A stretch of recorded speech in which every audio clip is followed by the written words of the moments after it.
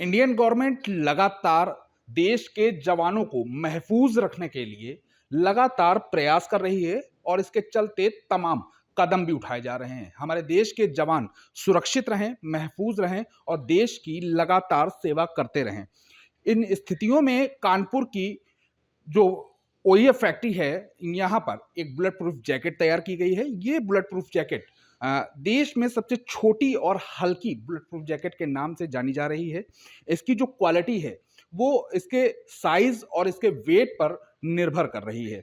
इस वक्त हमारे साथ ओएफ के महाप्रबंधक अनिल साहब हैं। हम उनसे बात करेंगे कि आखिर ये जो बुलेट प्रूफ जैकेट तैयार की गई है, इसकी क्या विशेषता है, किस तरीके से ये और अन्य बुलेट प्रूफ जैकेट से खास है। अनिल सर, आपसे ये पूछना चाह रहा हूँ कि किस तरीके से ये जो बुलेट प्रूफ जैकेट आप लोगों के यहाँ तैयार की गई है, ये खास क्यों है?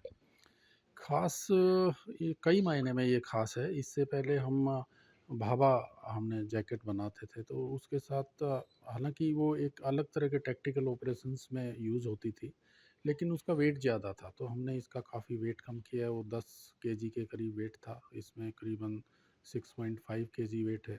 उसका साइज़ काफ़ी बड़ा था, 1750 सेंटीमीटर स्क्वायर के करीब था। इसको रिड्यूस करके हमने उसको 800 किया है।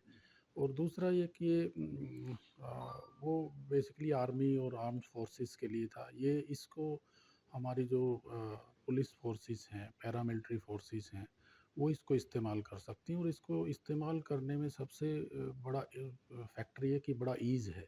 बड़ा आराम से इसको निकाला जा सकता है, आराम से इसको पहना जा सकता है, वेट काफ़ी कम कर दिया गया है और साइज़ इसका सबसे बड़ा छोटा है और रेट के हिसाब से भी प्राइस भी इसका काफ़ी कम है। तो इन सब मायनों को देखते हुए मेरे ख़्याल से ये काफ़ी कस्टमाइज़ तरीके से हमने केरला पुलिस के लिए बनाया है। और ये बड़ी खुशी की बात है कि आज ट्रूप कंफर्ट लिमिटेड जो हमारा हेडक्वार्टर है, उनके डायरेक्शंस में, उनके नेतृत्व हमारे जो वीके तिवारी सीएमडी हैं, डायरेक्टर ऑपरेशन श्री सक्सेना साहब और जीएम ऑपरेशंस, इनका कंटिन्यूसली इसमें हमारे को काफ़ी सहयोग रहा। तो और सभी हमारा आर&डी ग्रुप और जो भी इस प्रोजेक्ट में सभी लोग लगे रहे, उनके सहयोग से आज हम फाइनली 170 जैकेट हम आज उसको केरला पुलिस को देने में सक्षम रहे, और वो भी सभी मानदंडों के अनुरूप। इसमें सबसे बड़ी प्रॉब्लम यही थी कि इतना छोटा साइज़ का बीआरजे होने के बाद भी सभी टेस्ट के और मानक दंडों को किस किस तरह से पूर्ण करेगा, लेकिन बहुत अच्छे तरीके से सभी टेस्ट को पार, गांधीनगर में इनके सभी टेस्ट हुए। अच्छा, सुरक्षा की अगर हम बात करें, सुरक्षा के लिहाज से ये जैकेट कैसी है?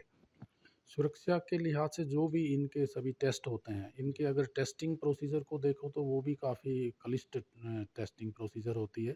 एक में डायरेक्ट फायरिंग करके देखा जाता है, फिर उसको करीबन 11 दिन तक कंडीशनिंग करके भी दोबारा टेस्ट किया जाता है। उसको ज़मीन पे कंडीशनिंग के बाद गिराया जाता है। गिराने के बाद उसको एक्सरे के थ्रू उसमें ये देखा जाता है कहाँ कहाँ पे ये डैमेज हुआ, और उस डैमेज्ड पोर्शन पे फिर फायर किया जाता है, ताकि कोई भी चांस, किसी भी तरीके का कोई चांस ना हो किसी के जीवन के साथ में।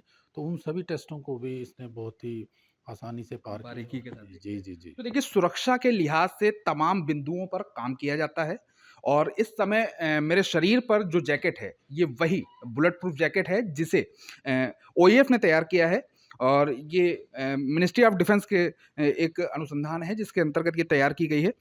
और पहले ये इस जैकेट को भी हम आपको दिखाएँगे कि ये जैकेट भाभा कवच के नाम से जानी जाती थी और ये भी कानपुर में ही तैयार की गई थी और सेना के जवानों के लिए खासकर ये थी क्योंकि ये सुरक्षा के लिहाज से तमाम तरीके की व्यवस्थाएँ इसमें थी। तमाम जो बिंदु थे उन्हें देखकर इसे तैयार किया गया था। इसके वेट में और इस नई बुलेट प्रूफ जैकेट के वेट में आधे का फ़र्क है, जिसके चलते इसे बेहतर विकल्प माना जा रहा है सुरक्षा के लिहाज से। सर, ये बताइए कि अगर इसकी माँग की बात की जाए, तो इसकी माँग लगभग कितनी हो रही है? ये तो अभी पहला ही स्तर है। अभी हमने आज ही पहली बार इसका उत्पादन करके दिया है।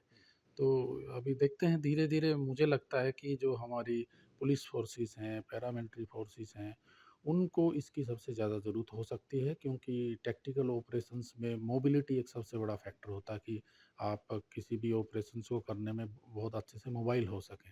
वो सबसे बड़ा एक फैक्टर होता है। और दूसरा प्रोटेक्शंस, तो प्रोटेक्शंस के सारे मानदंड हमने पूरे कर लिए, मोबिलिटी के सारे मानदंड पूरे कर लिए हैं। अब केरला पुलिस से ही हमें फीडबैक मिलेगा, वो भी हो सकता है दूसरे लोगों को इसको रिकमेंड करें। और इससे पहले ही गढ़चिरौली की पुलिस, महाराष्ट्र पुलिस और एचईएमआरएल से हमें इससे पहले इसके ऑर्डर भी मिल चुके हैं। अब उसको पूरा करेंगे और धीरे-धीरे हमारा उद्देश्य यही रहेगा कि जितनी भी हमारी फोर्सेस, पैरामिलिट्री फोर्सेस और जितनी पुलिस फोर्सेस हैं, पहले हमारा टारगेट वही रहेगा कि हम उनको सप्लाई कर सकें। अच्छा, जिस तरीके से तमाम तरीके की बुलेट्स आती हैं, कभी सेना के जवान हो या पुलिस के जवान हो, उन्हें अलग-अलग बुलेट्स का सामना करना पड़ता है। कभी कोई बवाल या दंगा हो जाता है, तो सामने से गोलियाँ चलती हैं। तो पिस्टल की बुलेट्स अलग होती हैं, एसएलआर की बुलेट्स अलग होती हैं, AK-47 की बुलेट्स अलग होती हैं। तो ये जो जैकेट्स है, ये किन-किन तरह की बुलेट्स को फेस कर सकती है, झेल सकती है? इसकी जो क्षमता है, वो उन सारी बुलेट को झेल सकती है? देखिए, AK-47 और एसएलआर में 2 तरह की बुलेट्स होती हैं, 7.639 mm और दूसरा 7.651 mm। तो उनको दोनों को इसने आराम से पास किया है। और दूसरा जो नॉर्मल हमारा जो रिवॉल्वर और पिस्टल्स में 9 mm जो होता है, उसको भी इसने बड़े आराम से पार किया। तो 4 जो मेन जो अभी तक जो मेन थ्रेट के लिए होती हैं, उन चारों को इसने पार किया। तो इस आप समझ सकते हैं कि इसका लेवल ऑफ प्रोटेक्शंस क्या है। एक शीट आपके पास है, हम इसे देखना जी, चाहेंगे। जी। इस शीट पर बुलेट्स के निशान आप देख सकते हैं कि किस तरीके से इस शीट पर बुलेट से मतलब इस पे इस्तेमाल की गई है और इसकी जो क्षमता है, उसे आँका गया है। सर, इसके बारे में थोड़ा-सा ब्रीफ कर दीजिए, क्या है ये? ये जो हमारी जो ये जैकेट्स है, इसमें 2 तरह की ये प्लेट्स होती हैं। ये हार्ड आर्मर्ड प्लेट होता है और दूसरा एक सॉफ्ट आर्मर प्लेट होता है। जो हार्ड आर्मर प्लेट जो उस इसलिए यूज़ करते हैं कि उसमें जो 9 mm का प्रोटेक्शन होता है, वो सॉफ्ट आर्मर प्लेट रोक सकता है। लेकिन जो जैसे हमारा AK-47 एसएलआर जिसमें 7.6 का जो होता है बुलेट बड़े होता है, बड़े वेपन्स। बड़े वेपन्स होता है, तो उसके लिए हमें इसको यूज़ करना पड़ता है। तो ये उसके लिए होता है। और देखिए, इसमें बुलेट के बाद अंदर ही हैं वो गोलियाँ इसमें, और ये इधर से पार नहीं हुआ है। इसके पीछे सॉफ्ट आर्मर प्लेट होता है, ये हार्ड आर्मर प्लेट है। तो देखिए, सुरक्षा के लिहाज से इस बुलेट प्रूफ जैकेट में इन तरह के प्रोडक्ट्स का इस्तेमाल किया जा रहा है और जैसे कि महाप्रबंधक साहब ने बताया कि सुरक्षा का जो विशेष ध्यान रखा गया है, क्योंकि पहले की जो बुलेट प्रूफ जैकेट तैयार होती थी, उनका वज़न ज़्यादा होता था। उनके वज़न के लिहाज से उन्हें जो जवान थे, वो पहनने में थोड़ा-सा अनकम्फ़र्ट फ़ील करते थे, क्योंकि लंबा सफ़र तय करना होता था, लंबी दूरी सफ़र तय करनी होती थी और इस बात का भी उन्हें अंदाज़ा नहीं होता था कि इस बुलेट प्रूफ जैकेट को उन्हें कितने समय तक पहनना पड़ेगा। अब लेकिन जो बुलेट प्रूफ जैकेट तैयार की गई है, वो वज़न की अगर हम बात करें तो लगभग 6.5 किलो उसका वज़न है और रेट की अगर हम बात करें, तो ये भाभा कवच की अपेक्षा अगर हम इसकी तुलना कर रहे हैं, तो ये आधी रेट में आती है और ये एक बेहतर जवानों के लिए सुरक्षा का इंतज़ाम है, जिसे भारत सरकार के द्वारा तैयार किया जा रहा है। कानपुर में ये तैयार की गई है और देश के तमाम सैनिकों को, जवानों को इसकी सप्लाई दी जाएगी, जिससे वो सुरक्षित रहें, महफूज़ रहें, देश पर डटे रहें, देश की सेवा करते रहें और पूरा हिंदुस्तान सुरक्षित रहे। कानपुर से वीडियो जर्नलिस्ट शारिक खान के साथ विकास धीमान, एबीपी लाइव।